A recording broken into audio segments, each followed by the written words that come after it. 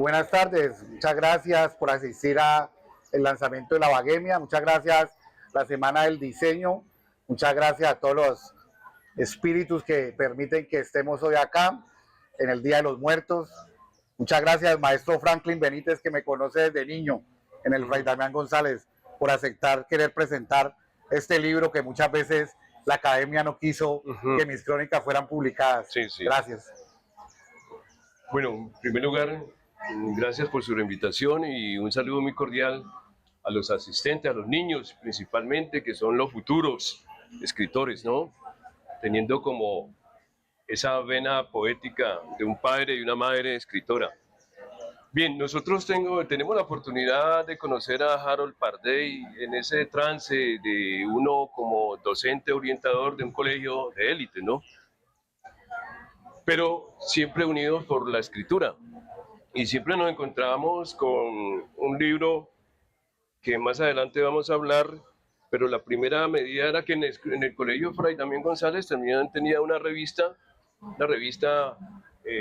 institucional, donde esa revista era orientada por los jóvenes.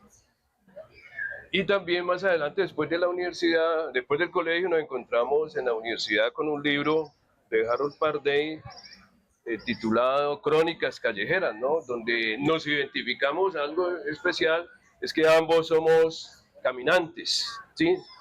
A mí me gusta caminar, porque es una forma deliciosa de reconocer el territorio y descubrir lo que no está evidente en una ciudad, ¿no? Y acá también me encuentro con un libro que llegó y entró a las aulas. Recuerda que todos los estudiantes lo compramos y lo trabajamos.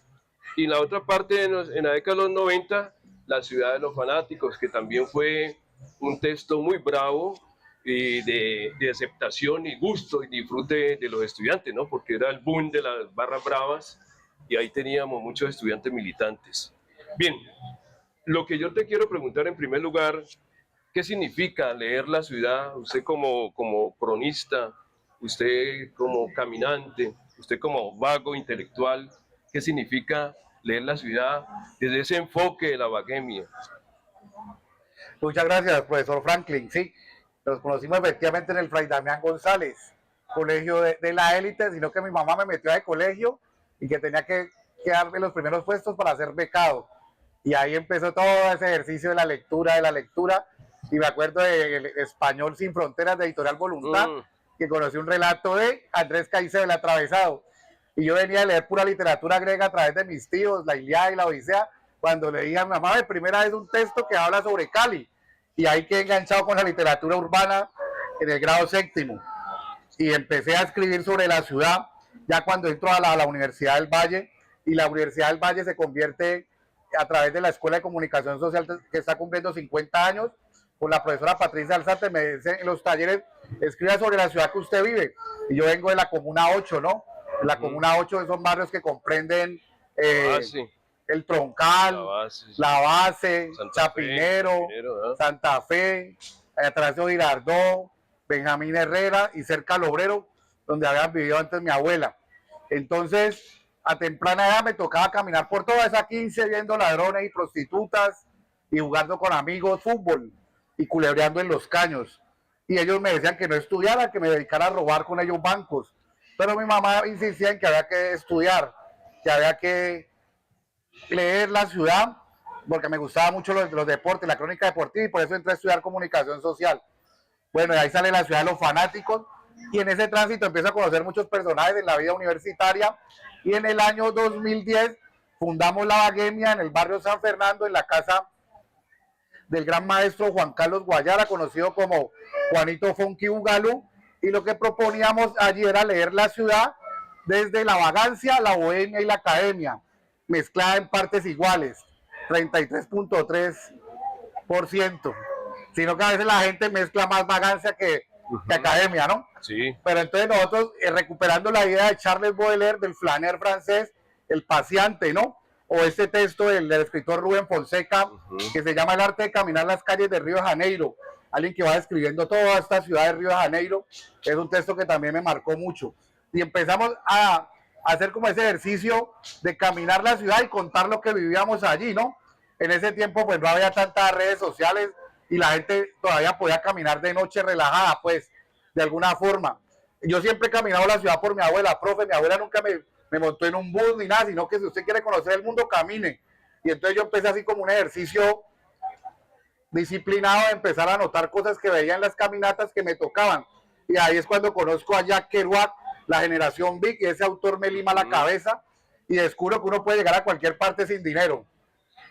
Y ahí empieza todo ese ejercicio de leer la ciudad a través de la Baguemia como una propuesta de la contracultura caleña en términos de que podemos vagar, filosofar, buemizar, no sé, caminar, o sea, ser como un ejercicio también del andante, el viandante, ¿no? El momento en que todo se privilegia como los autos, los aviones, es recordar el ejercicio que tenemos del desplazamiento como nómadas, desde que pasamos el estrecho de Bering siempre hemos sido nómadas, ¿no? Luego que nos volvemos sedentarios, ¿no? Pero en ese caso a mí siempre me gustó algo que llamaron la escuela de pensamiento en movimiento. Entonces ir caminando e ir anotando, y Canclini hablaba de eso, el videoclip. Entonces es como que caminar también se convierte como en un videoclip, uno va anotando sensaciones y ahí conozco la crónica urbana. Y ese género que es tan punqueto me atrapa y soy poseído por la subjetividad radical de la crónica urbana. Entonces, ¿qué empiezo a hacer? A escribir crónicas sobre los personajes que me habitan y se empieza a configurar una obra de no ficción en ese sentido a través de la crónica. Un poco es eso como la génesis de la Baguemia. Bueno, muy bien. Y en ese recorrido importante, también vi los textos que escribía en el periódico La Palabra. Sí, de acuerdo a esa parte de ahí estaba, creo que Humberto Valverde dirigiendo, ¿cierto? Humberto Valverde. Y antesala también estaba Darío Henao. Sin embargo, el estilo de ellos era como muy jerárquico, ¿no? En ese sentido. ¿Qué contradicciones viviste ahí con tu propuesta literaria frente al canon que ellos, ese canon de un periodismo muy lazo, ¿no? Que ellos querían imponer? ¿Cuáles fueron tu experiencia en ese contraataque, puede decir, no? Claro, profe, yo entonces estoy estudiando comunicación social y veo en la cartelera un aviso que dice que se necesitan redactores en el tercer semestre y me meto a La Palabra y yo ya había leído la revista La América y conocí a Humberto Valverde sus textos. Y apenas yo entro a La Palabra, me mandan a escribir una crónica, un relato sobre coleccionistas de cine. Y conozco a Rodrigo Vidal en el año 97. Y apenas conocí al señor, yo hice el primer texto y él me dice que cuando quiera entra a cine gratis, en la Cinemateca, que de por vida viendo cine gratis. Y el maestro Valverde, los primeros textos que me dice, ¿vos de dónde sos? Entonces le conté y me dijo, seguí escribiendo así. Él, por ejemplo, me estimuló más que el señor Darío Henao, que sí. Darío Henao sí es más ortodoxo con las literaturas híbridas. En cambio, Valverde sí es más barrio callejero, más barrio bajero, pues. Entonces tuve como esos inconvenientes con la dirección de La Palabra. En algunos momentos mis crónicas eran censuradas, pero a fuerza de empeño, algunos editores me decían, tienes que encontrar un estilo y tú estás buscando una voz. Y el cronista siempre busca una voz. Entonces seguí empecinado en eso. En algunos momentos muchos textos fueron censurados, otros fueron editados de una forma que no lo merecían, porque le daba voz como a los desposeídos o a los drogadictos o a los ninguneados. Entonces eso me generaba como tristeza, pero hace parte como el ejercicio periodístico, ¿no? El maestro Valverde siempre estimuló todo el tiempo a que escribiera sobre la ciudad que me habitaba, porque él es de las raíces populares y fue la primera persona que me dio la oportunidad, y después tuve la posibilidad de ser su asistente en varios proyectos de periodismo narrativo y ahí pude conocer más trucos del oficio. Luego llega Edgar Collazos, el editor, sí. Y él sí es una persona que le gusta mucho la literatura y le gusta mucho que uno experimente con el lenguaje, a pesar de que esos temas no eran próximos a él me decía, sigue buscando esa especie de relatoría urbana, y ahí se fue dando ese ejercicio de poder encontrarnos con unos estilos y estéticas narrativas que yo veía en otros medios, en otras publicaciones de nuevo periodismo, ¿no? Porque finalmente en la escuela de literatura a la cual yo iba mucho, nos enseñaban también Truman Capote, todo Tom Wolfe, todos estos manes del periodismo, Gonson, ese fue el que más me gustó, el de Rolling Stone, Hunter Thompson, ese man sí me abrió la cabeza, ese man sí, mucho periodista, era como, era descubrir que uno desde la no ficción puede generar también una suerte de piezas maestras de literatura, y así se fue dando como ese ejercicio de ir trabajando la crónica. Sí. Y referente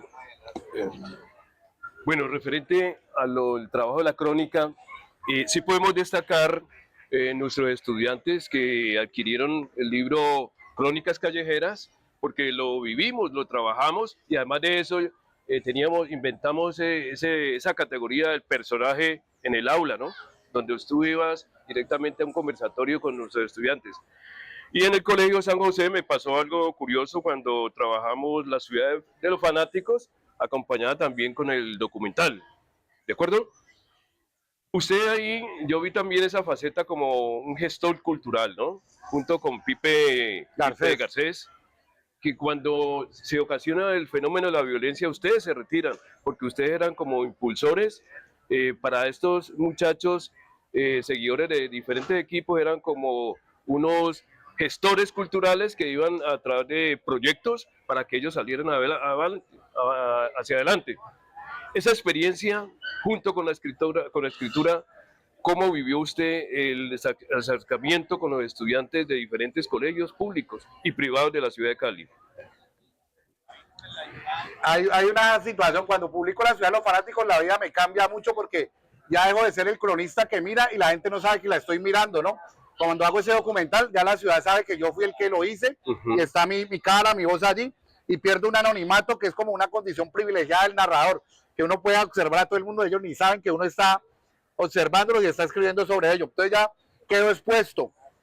Entonces toca frentear el corte de una forma tremenda porque hay unas tribus urbanas que son muy radicales frente a la situación de la educación y la pedagogía, porque son sujetos del lumpen, ¿no?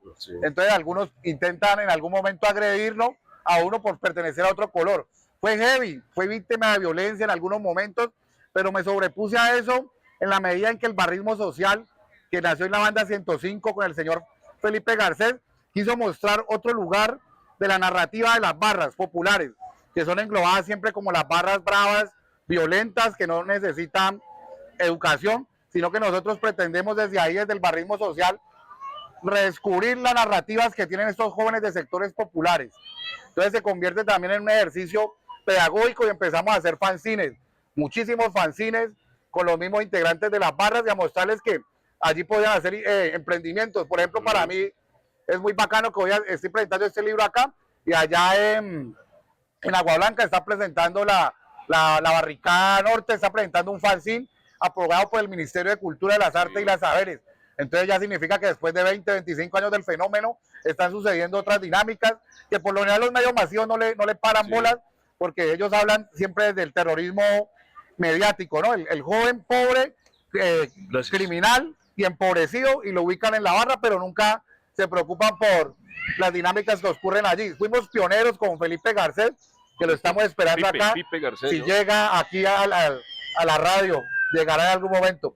Fuimos pioneros de eso, de generar, contar historias desde nosotros mismos, y ahí empezamos todo un ejercicio, profe, a unirnos con otras culturas urbanas, con el movimiento hip hop. Saludos a Lenzi J, que ha llegado por acá de la zona marginal, grupo legendario de la resistencia.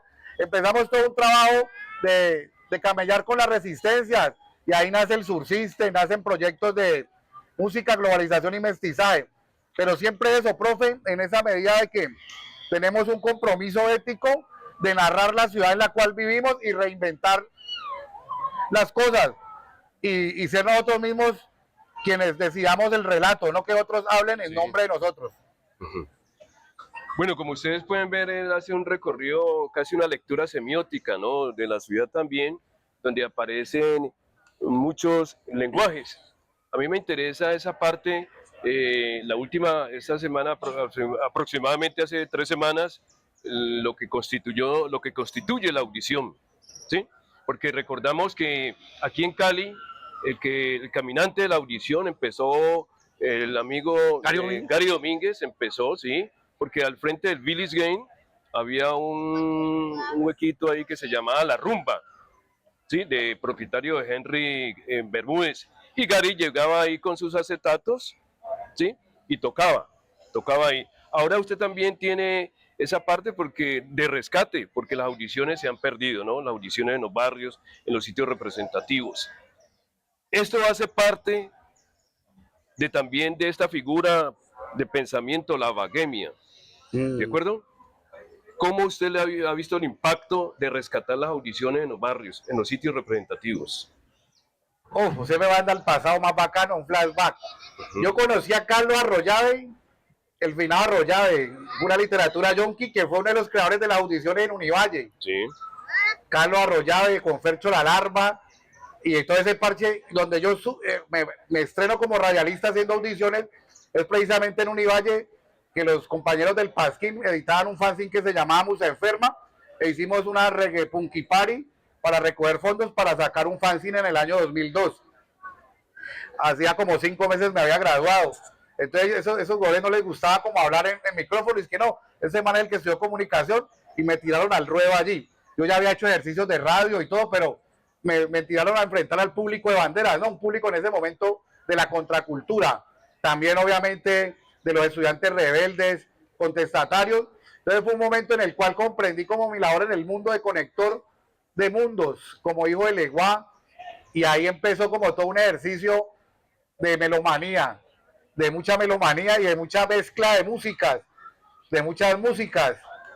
Habíamos estado secuestrados en nuestra memoria rebelde por el Ejército Zapatista de Liberación Nacional, que sacó un álbum en el 97 llamado Juntos por Chiapas, donde todos los grupos mexicanos, argentinos, colombianos le hacían un homenaje al EZLN para recoger fondos por las comunidades zapatistas. Y entonces empieza toda una suerte de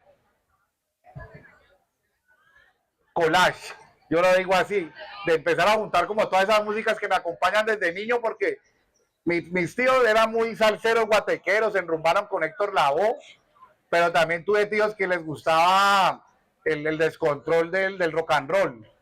Y entonces a mí a temprana edad me presentaron esa canción de Santana, Soul Sacrifice, y eso me limó la cabeza. Y empecé como entonces un ejercicio de mezclar ritmos. Y siempre como cuando encuentro el Sursystem y empezamos a hacer audiciones de músicas mestizas, me gustaba como hacer la reseña y hablar y empezar a hacer radio. Pues había estudiado comunicación social y me gustaba mucho la comunicación alternativa, contar las formas de una forma distinta a lo tradicional, y empiezo a conocer el sound system gracias a la cultura del hip hop.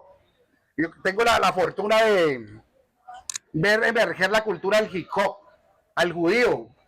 Un trago para el judío. Que en la calle Quinta me dice, seguí escribiendo las crónicas, cómo nos maltrata la policía a los raperos. Empieza toda una suerte de narrar esa ciudad. Comandante Juan Guayara, el fundador de la Vaguemia, con Frankie, van llegando los vaguemios. Sí. Y ahí empieza toda suerte de melomanía. Él es, por ejemplo, uno de los que más me impulsa. Guayara, lo conozco en el año 99, me presenta a Pink Floyd y me regala unos hongos.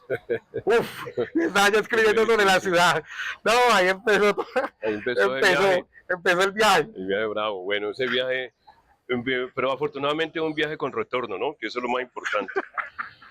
Bien, ahí la Vaguemia es un homenaje al colectivo, ¿no? A las colectividades que hay, de acuerdo, a esos diferentes lenguajes. Hagamos un recorrido por todos esos personajes que acabas de nombrar, pero que ahí también hay otros con sus productos, ¿no? Si podemos hablar de esa palabra productos, es decir, sus creaciones que van en contravía de lo estipulado. Creo que la base de todo esto del libro lo encuentro que es el trabajo colectivo, ¿no? Y es un reconocimiento a las voces, a aquellas personas que no tienen voz. ¿De acuerdo? Listo. Excelente pregunta, maestro. Claro, yo vengo de la comunicación social, ¿no? O sea, comunicación social y entenderse como un intermediario uno, ¿no? Como un conector. Entonces, yo descubro como a temprana edad cómo es mi rol o mi papel dentro de la comunicación en términos de la carrera de la escuela de comunicación. Pero luego pues ya soy vomitado a la economía de mercado, ¿no? Y ahí ya pues empieza, usted va a vivir de lo que hace y toda esta cuestión pero siempre desde que me eduqué con mi abuela, el día a día y la solidaridad, como de los pueblos indígenas y los pueblos afrodescendientes y los pueblos gitanos. Entonces yo siempre he estado, desde que estudiante popular, que nos íbamos en 500 por detrás, en el Alameda 4 llegaba más rápido que el mío. Entonces siempre he conocido las economías solidarias y colectivas y el trueque y toda esta suerte de ejercicios frente a la economía de mercado. Ahí va llegando otro baguemio, ¿verdad? Eso. Felipe Garcés. Y las colectividades. Claro, entonces empiezo yo a trabajar en diferentes colectivos de la Universidad del Valle, a participar como comunicador social, y empezamos a crear el Subsystem y empezamos a entender la cultura de redes, ¿no? ¿no? Empecé ese, aunque ese ya sería como, ya devuelve más ProSign, pero empezamos con unos fanzines, con la Musa Enferma, varios fanzines así, y conociendo los distintos colectivos que agenciaban en la Universidad del Valle, otras formas de entender el mundo. Y hay un momento que es clave para mí como narrador. En el año 2005 viajo a Argentina y llego al Foro Social Mundial, y otro mundo es posible, como el gran encuentro anticapitalista de la izquierda interplanetaria, y conozco a Ignacio Ramonet y le presento mi fanzine, y yo le dije, yo le escuché en el año 98 en ProArtes hablar de los medios alternativos. Acá yo llegué caminando toda Latinoamérica con este fanzine, y él me decía, esto es igual de importante que cualquier canal televisivo de la CNN. Entonces yo entendí que la comunicación era un arma fundamental para enfrentar el monopolio del mensaje oficial, y el maestro Eduardo Galeano con sus libros también me hablaba de eso. Entonces realmente los que habitamos la comunicación social somos conectores de diferentes luchas y diferentes movimientos sociales, y en este caso yo me ligo más también es como a los ejercicios de las contraculturas, o a los ejercicios de los colectivos socialistas, libertarios, zurdos o de otras especies aún por denominar, pero gente que está interesada en generar el debate al pensamiento único. Si este libro es un homenaje colectivo a muchas voces, como el señor Felipe Garcés. Bienvenido, Felipe. Te estamos esperando. Sí, tengo la palabra. 1, 2, 3, probando sonido colectivo radiofónico Bullaranga, en vivo y en directo para toda la galaxia, desde el Calitrópico mestizo y salvaje, en el lanzamiento de la Baguemia hecha libro. Sí, vagancia, bohemia y academia, que se encontraron en las calles a ritmo de diferentes músicas y melodías delirantes. Así fue la murga narcoguasónica, la toma de escenarios, la toma del micrófono para hacer radio desde cualquier esquina, desde cualquier parlante. No sonábamos en ninguna emisora, así que entramos a sabotear el espectro. Una alianza sonora del colectivo radiofónico Bullaranga, transmitiendo desde el satélite Subsystem para toda la galaxia. Muy bien, ese era el ají que faltaba, ¿no? El ají, faltaba el ají. Sí. Pipe, sinceramente, estamos hablando de esa vaina del colectivo, y también usted como barrista social de esa época, que tuvo que tomar distancia cuando llegó la expresión de violencia en la barra, ¿no? Y sin embargo lo estamos reivindicando ahora con otros lenguajes, pero los colectivos están ahí. Hablemos de esa producción, de esa, bueno, de esa creación, mejor, no hablemos de producción, sino hablemos de la creación de los colectivos. Veo diferentes afiches, es decir, usted nos puede explicar más todo ese proceso. Claro, maestro Franklin. La gráfica, ¿no? La gráfica popular. Ahí entra el maestro C. Carrillo, que ingresado a Bellas Artes, trabajó mucho tiempo en Feriba y con él hacíamos fanzines. Y también entra el maestro Servio Bernal, que acaba de llegar también, el maestro Contra, que lo estamos esperando. El mejor amigo de un comunicador es un diseñador. Sí. Y la maestra Elizabeth Lozano, de la Escuela de Chicago, discípula de Jesús Martín Barbero, siempre nos dijo, en la posmodernidad, la comunicación que no tenga diseño no existe. Entonces eso fue una frase que a mí me quedó marcada de entrada. Entonces yo siempre buscaba crear con otra gente, o sea, siempre trabajo colectivo, escritura limón o hacer fanzines, pero siempre, por lo general mi trabajo siempre yo lo hago con más personas, mis colectivos. Entonces estos diseñadores me empiezan a mostrar como que el imperio del Times New Roman es aburrido. O sea, usted siempre leer con Times New Roman 12 es lo más aburrido, o Arial 12, que es como la hegemonía, o la hegemonía del periódico El País con la misma letra. Entonces la gente, por eso es que Cali a veces se queda siempre pensando de la misma forma. Estos manes me empiezan a hablar el diseño de la letra, el lettering, y ya los diseñadores empiezan a crear unas cosas. La Escuela de Diseño de la Universidad del Valle, manes, se estaban volando.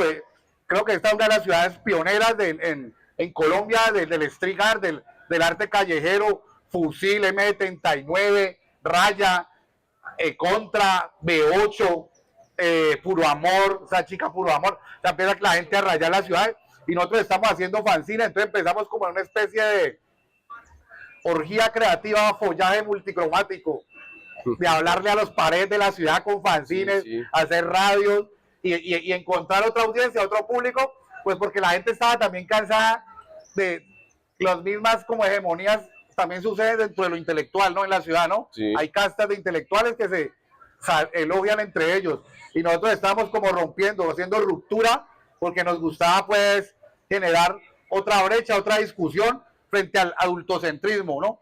Y yo cuando conozco las tribus urbanas veo que ellos van de frente contra el adultocentrismo, ¿no? Y yo me leo un texto se llama Secretos de Mutantes, y entiendo una parte de Foucault que habla del arte y la vida, del arte y el ensayo, de la vida como obra de arte, y eso me lima la cabeza y empiezo es como a buscar mutantes urbanos y urbanas, y empieza todo un ejercicio de como la burga narcoguasónica, como el colectivo Trinchera Ganja, la Gallada Mestiza, Malungaje, la disidencia. Empiezo a pertenecer o a habitar sujetos plurales y colectivas, y eso me enriquece como ser humano de una forma profunda. Este texto, La Baguemia, recoge mucho de todas esas voces que me habitaron como desde los 23, 24 años después de que me gradúo, porque son crónicas que vienen desde el 2001 hasta el 2021, que es el cierre cuando considero como toda gente que nació una nueva ciudad con el estallido, ¿no? Y ahí creo que nosotros de alguna forma fuimos como esa línea de corte, esa generación que ayudó a que ese estallido se configurara de alguna forma, ¿o no, Felipe? Cuando hicimos la murga narcoguasónica, un ejercicio para un 1 de mayo, iba a ser un tema radial, era Colectivo Radiofónico Villaranga y el Soul System. Cuando llegamos al evento, nosotros llevamos el producto en una memoria, y allá era CD, entonces no se pudo. Y en ese momento los de Zona Marginal nos dicen, no, pues monten y háganlo en vivo. Y lo montamos y nació la murga narcoguasónica. Sudaca y Alberto Cuero el Murguero, y empezamos a hacer radio en vivo y empezamos a grabar unas cosas, y de eso empezamos a aterrizar. Y hay un producto, ahora le llaman podcast, en la época nosotros le llamábamos radioclips, pero que llama el manifiesto anarcoguasónico. Y en ese manifiesto anarcoguasónico, Harold Pardey tira una frase importante de generar trincheras sonoras y para las barricadas del futuro, pero dice que la historia nos llame a suspender la prudencia y ser sus protagonistas. Creo que mucho tiempo después, cuando nos encontramos otra vez en el estallido, en esas barricadas del futuro, escuchando la música, mirando lo que pasaba, pillamos que de pronto era eso. La gente suspendió su prudencia y salió a construir su historia. Entonces, eso es un poco también como de ese legado mágico que ha ido dejando este producto. Personalmente para mí, pues el Sudaca hoy es todo un ídolo, es todo un referente. En la universidad, cuando debuté en el torneo de línea roja, él jugaba en el equipo de la L, weón, eso es para mí una locura, decir, este man es de las barras, y terminé en el mismo parche de la barra, y luego este weón saca un libro de barras. No, a lo bien, era un placer caminar al lado de este man, y luego empezar a escuchar esas narrativas, cuando él llega del Palarero 34 y trae las crónicas del Sudaca, Radio Sudaca, o las crónicas del W. Claro, entender la ciudad que este marica habita, le da a uno placer de poder ser parte de ese universo loco que se va creando, y empieza uno a valorar toda esa gente que encuentra en la calle haciendo colectivos como verdaderos personajes de una película bien tostada. Eso es La Baguemia. Y en esa parte de La Baguemia también hay un compañero, un ilustre compañero camachista también, Caicedo Trauma, que fue y es un referente, porque cuando llega Trauma al aula de clase, a nuestros salones, pues origina un movimiento fuerte, ¿no?, de seguidores, estudiantes que escribían, pero con otro sentido, otro enfoque. Cuando usted habla en el libro, esa parte del estallido, ese reconocimiento, que ahí lo veo como si fuera el faro, ¿no? Que ilumina todo ese proceso creativo de ustedes. Yo lo veo así. ¿Usted cómo lo pilla? Al trauma, PHC, Trauma y el estallido el poeta social. Teles. Sí. El poeta Teles ahorita, la última que me escribió, cumplió 49 años, está en Europa y estaba escalando unos montes Pirineos a Francia. Oh, bien, bien. Se había vuelto como los protagonistas de Los Vagabundos del Dharma de Jack Kerouac, el poeta buscando la iluminación, anacoreta, después de haberse intoxicado en todas las calles de Cali. ¡Wow! Trauma, el iluminado, Sí, sí, muy el bueno, poeta muy buena. incomprendido, la leyenda viviente, el puto amo de la anarquía. Trauma, uff, marica, ese Hugo weón. Caicedo, Hugo Caicedo. Hugo muy Caicedo, querido. cuando decíamos las presentaciones, y la gente, mi mamá, pero usted por qué sigue de loco, mis novias, usted por qué sigue de loco, mi amigo, pero vos querés mucho a ese man. Después de que dice el puto amo de la anarquía, ya todo el mundo quiere tomarse una foto con Trauma. Sí, sí. Antes era un sujeto desdeñado, lo querían matar, lo odiaba la sociedad, enemigo anónimo. Pero Trauma es que quizá el hombre más sincero y auténtico que yo he conocido en mi vida.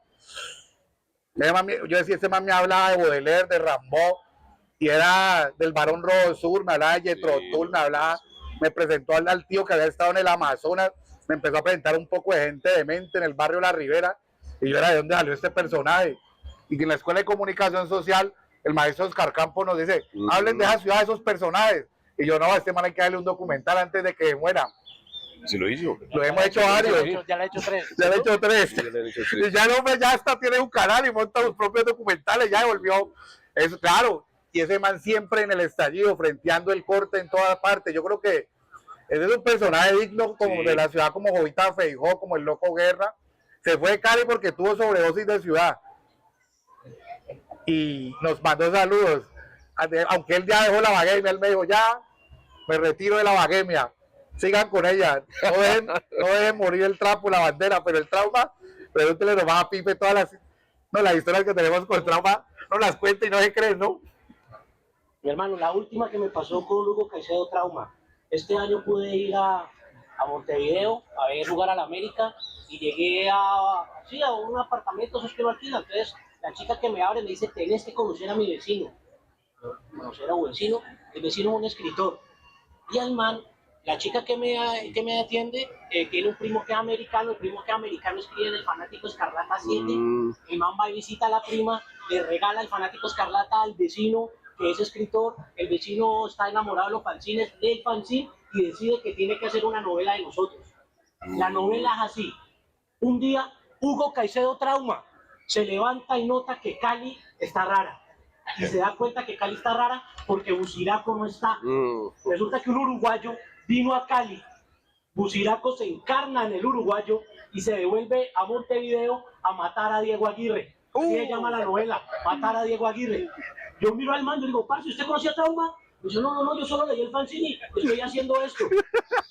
Hago la videollamada, Trauma está en España, ahorita tiene una filial del Barón Rojo Sur allá.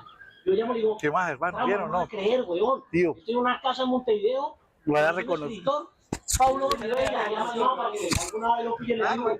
Y además está escribiendo una novela y yo soy el protagonista. Y parce, los presenté. No, marica, yo, claro que le faltaba Trauma, weón, que alguien en otro lado que no lo conoce sepa que es un personaje del libro. Sí. Y creo que de pronto un poco esto lo que han hecho estos locos y todos ustedes, parce, han generado que todo termine o en una canción, o en un afiche, o en un libro. O sea, de una u otra manera el arte empieza a ser una narrativa interesante de todo lo que pasa en este pedazo. El Trauma, un saludo al Trauma. Ahorita voy a saludar a mi primo que hace años no lo veía, se vino desde Cartagena, un familiar que me enseñó también a caminar la ciudad, en los años 80. Bienvenido, primo. Bueno, bien por esa parte de ahí.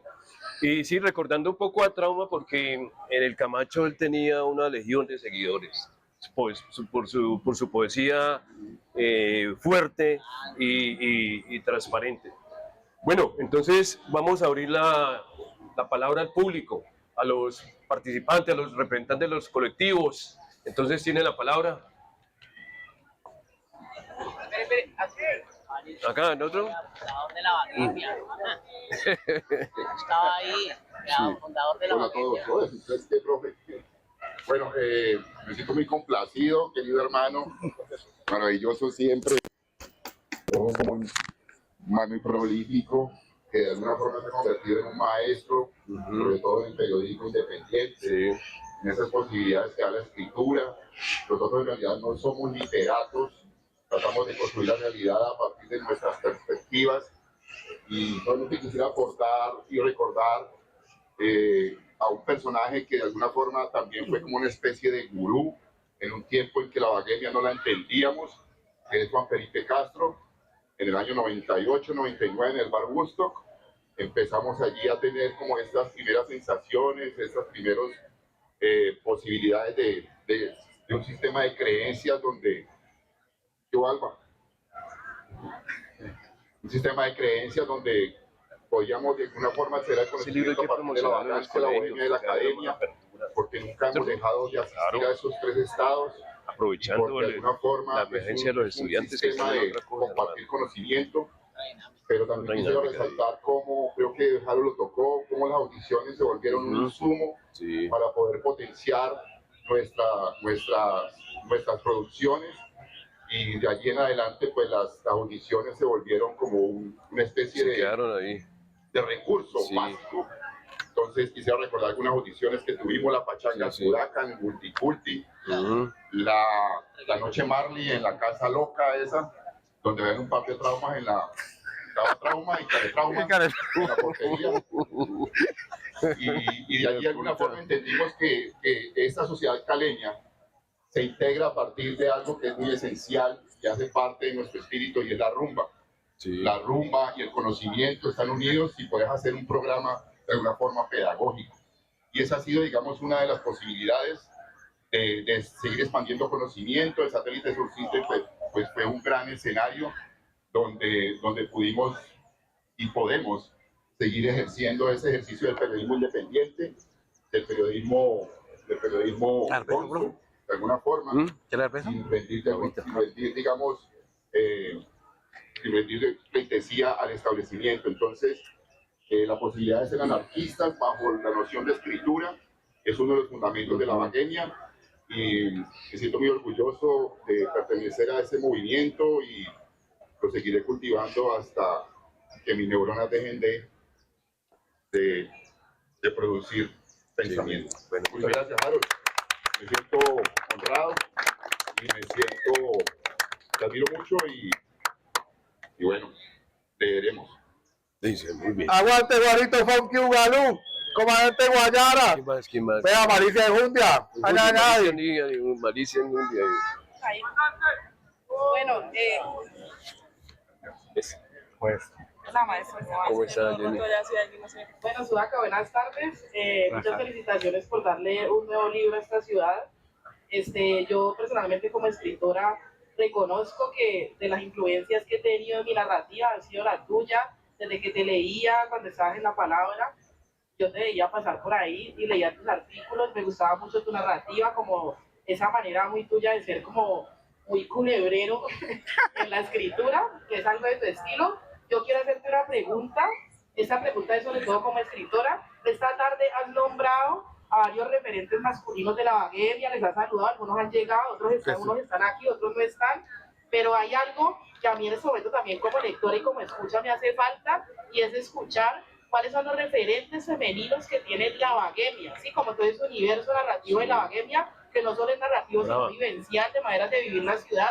Pero no hablo solamente de referentes femeninos como musas, sino cuáles son las creadoras que le han aportado al movimiento de la Baguemia desde la escritura, desde la gráfica, desde la plástica, desde toda esa convergencia de áreas artísticas que también es la Baguemia. epa, sonido. Sí. Sí, sonido, ¿no? Sonido. Sonido acá. Acá. Sonido, ¿va a responder? Sí, pero no hay sonido. ¿Ya? ¿Me veo? Sí, no, sonido. Sonido, ya. ¿Se escucha? Sí. Excelente pregunta, Malicia en Jundia. Incluso la Baguemia surge a través de la rapera afrocaucana Irina Ibeck de Trabajo Social. Quienes conocimos allá John J. de Riero, a Irina Ibeck, ella incluso es la que le da el nombre, la Baguemia. Incluso hay el texto que cierra el libro es de Irina. Está todo el ejército de mujeres que rayan la ciudad en el estallido gráfico combativo en la Cali Calentura. Ahí está toda una dedicación al Frente Gráfico Feminista, quienes son las que permiten de alguna forma con la Semana del Diseño, con Casa Ternario, Pato, Gina Obando, que estemos acá haciendo la producción de este evento. La Baguemia también tiene que reconocerle muchísimo a mujeres que se llaman Amparo Becerra, mi madre, Ana Inocencia Becerra.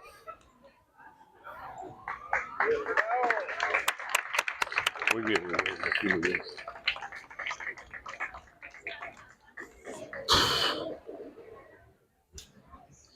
La Cucha.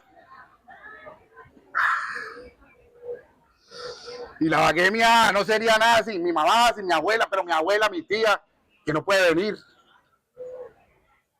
Yo soy hijo de un matriarcado. Han muerto muchos familiares, quedan muy pocos. Y mi tía es la más guerrera de todas.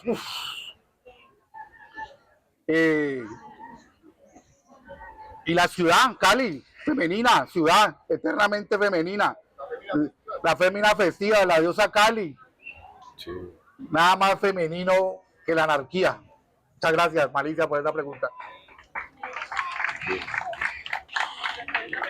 ¿Otra pregunta por acá? ¿Ya? Pues primero, importante y agradecidos por tomarse estos espacios dentro de la Feria del Libro, una feria que pues termina siempre teniendo unas connotaciones limitantes para diferentes personas, ¿no? Y que abran estos espacios, pues digamos que también gracias a la gente que hace posible este sector, porque pues estamos rompiendo también cosas que en esta feria no pasan o no pasaban. Que eso es, para mí en este momento es muy importante. Y para Harold, pues todos los agradecimientos, pero también pensar que Cali es una ciudad que falta tanto por ser narrada, que ha sido más narrada en la música, pero todavía uno siente que le hace tanto falta por ser narrada desde otras artes, y también ser narrada en muchas otras tribus urbanas, muchas disidencias, muchas diversidades, y encontrarse por lo menos con La Baguemia, que es un texto que seguramente a diferentes personas la atravesarán de muchas maneras. Yo hasta lo leía con mi hija y mi hija decía, ay, aparece el barrio Los Alcánzares, que es el barrio donde vivimos. Pero digamos, para mí, leer en este libro que ya lo transité y llegué muy, como en cada año que iba surgiendo, cuando ya llegamos al último y 2021, y dije, bueno, cerramos con ese bonus track que está muy, muy interesante sobre la nueva ciudad. Pero encontrarse personajes en La Baguemia, como Irina Ibet en este texto, como Erika la Gata, o personas que murieron hace poco, como Willy, el gran Walter Betancourt. También es poder reconocer como todas estas personas que han de alguna manera desde la chirrifarándula, desde La Baguemia, desde lo anarcopunk, pues han cruzado y han trazado historias importantes para nuestra ciudad.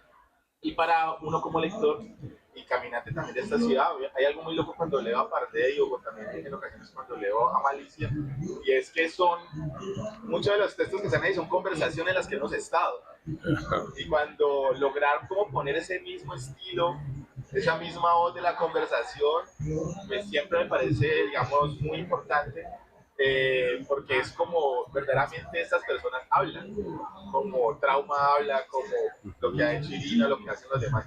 Entonces, ante todo, gracias por narrar esta ciudad que le hace tanta falta por ser narrada, y que ojalá sigamos tomando nuestros espacios dentro de la Feria del Libro y que deje de ser pues medio clasista, racista y que no le paga mucho racista. Entonces, aguante a La Baguemia. Muchas gracias, sí. Aquí en este momento es una zona temporalmente autónoma, como diría el maestro Joaquín Bey. Una zona temporalmente autónoma. Es más, yo hoy ni salí en la programación de la Feria del Libro que anunciaron por redes sociales, la Filcari, no, ahí no salía mi libro. No, más bacano todavía, sigo siendo underground. Pero para ustedes existo, y eso para mí es lo más importante, la conexión con el público. Yo me la jugué con la contracultura de la literatura callejera a temprana edad, y en la palabra un man me dijo, uy, pues tomaste el camino más difícil. Y yo, no, pues, parce, yo desde que nací, Siempre le ha tocado me ha luchar. tocado es Luchar. luchar. Claro. Aprendí el arte de esquivar puñaladas en la carrera octava en el pony, escuchando salsa, escuchando guateque. Amigo de bandidos, mis tíos me mostraron un poco de bandidos en la carrera 15. Y cuando yo, Edgar, conozco a Irving Wells con su famoso texto Trainspotting, que es un texto sobre manes punqueros, yonkis y barras bravas. El escritor escocés, Trainspotting, lo conocí en el 2014, no lo podía creer. Lo fuimos para allá, ¿no? Malicia. Que extrae. Y me la jugué por esta literatura callejera de no ficción. Y ahí vamos, yo creo que hay que seguir alimentando las disrupciones, las zonas temporalmente autónomas, las barricadas de la imaginación, de fantasía y libertad, contra el adultocentrismo en las artes, en todas partes, contra el machismo que gobierna, contra las mismas contradicciones de la izquierda, contra las mismas cagadas que hacemos dentro del socialismo libertario y el anarquismo, ser siempre críticos, autocríticos, pero narrar, contar. Esta ciudad merece que Andrés Caicedo lo sigamos sembrando, cultivando y creando festivales literarios. Esta ciudad merece ser narrada por muchísimas voces divergentes del lumpen, de todos los colores, de todos los sabores, de todos los olores. Cali es una ciudad rebelde, ultra rebelde. Aguante la resistencia en Cali, aguante de todos ustedes, todas que vinieron acá, y que la vaguemia sea un virus que les permita seguir construyendo un nuevo mundo posible desde la locura creativa. Muy bien. Bueno, vamos a una información acerca del libro, la distribución, el precio, porque tenemos una oferta muy especial. Creo que con este libro vamos a iniciar una microexposición por los colegios públicos, ¿no? Porque los estudiantes son los primeros que están a la expectativa porque ya tienen tu recorrido, ya tienen conocen tu trayectoria. Información, precios. El libro está en 50 lucas, se consigue aquí en el stand pues, de la carpa Soy Local, también allá donde Alessandra y Oscar Enver de Oromo, también tenemos aquí algunos ejemplares. Este libro se hizo básicamente con la gente que compró los bonos, pagando casi el 60-70% de 500 ejemplares. Todavía se ve algo, pero vamos a conseguirlo con el remate de feria. La cofinanciación ha sido clave, como han sido los diferentes proyectos, y sobre todo es un libro que va a seguir circulando. Esto solo es la parte impresa. Vamos a seguir con la plataforma transmedia, con el proyecto Cofradía Surmestiza, con el maestro Servio Bernal, que ahorita nos va a deleitar con un set de música. Se viene el mestizaun, no se vaya, vamos a empezar a colocar melodías, hacer la radio. ¿Hay otra pregunta? Vamos a dar otro espacio para otra pregunta, dale. Ah, bueno, listo, sí. Buenas noches, muchas gracias por el espacio. Harold, te hago una pregunta que de pronto nos ayuda a comprender a los que estamos aquí, ¿no? Gente muy joven también. ¿Por qué textos como el de la vaguemia y los anteriores terminan siendo segregados en la academia? Epa, tremenda pregunta. Sí, la academia, ¿no? Sí. Uy, una vez leí un texto del maestro Mario Mendoza en Paranormal Colombia, donde él hablaba de las exclusiones que comete la academia, ¿no?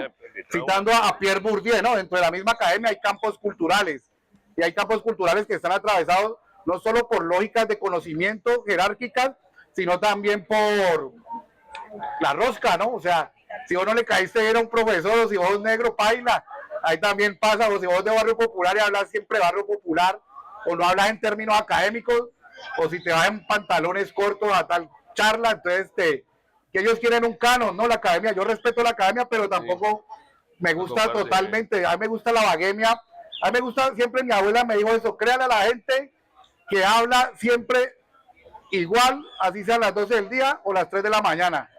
La gente que no tiene máscaras. En la academia hay muchas máscaras también porque hay como un ejercicio de jerarquización del conocimiento, ¿no? Y en eso, desde la anarquía se aprende a ser disruptivo, de que alguien sabe más que alguien. Todo lo que sabemos lo sabemos entre todas, todos y todos. Y ahí pasa eso, cuando hay textos que atacan también el sistema occidental de la academia, ¿no? Porque hay otras academias que aparte más bien desde desde la Minga, desde las comunidades indígenas. Entonces también hay que desacreditar las instituciones de conocimiento que privilegian ciertos actores por encima de otros, ¿no? Todo tiene que ser cuestionado. Eso nos lo enseñó el terrorismo poético de Hakim Bey y nos encontramos en las equivocaciones que iban el errorismo, los erroristas, que iba el hip hop, la cultura libre. O no, yo, Jota, zona marginal. Ahorita nos va a tirar una lírica, ok, aquí invité a muchos amigos y amigas que hace rato no veía. Y ahí vamos a estar respondiendo eso con micrófono abierto, mestizaje, música y sobre todo que persigamos la libertad creativa, que es lo que provoca las artes, no el arte y no las artes narrativas. Y eso es muy importante lo que está haciendo la Semana del Diseño, apropiándose de este espacio, aquí leyendo con este gran hermano milenario, los EMS, los árboles, la Pachamama. Me siento muy feliz y que comience la música. Sí. Muchas gracias. DJ a todos y Mundo. todas. No se vayan, que hay música, esta parte ahí para firmar los libros. Aprovechen el precio de lanzamiento.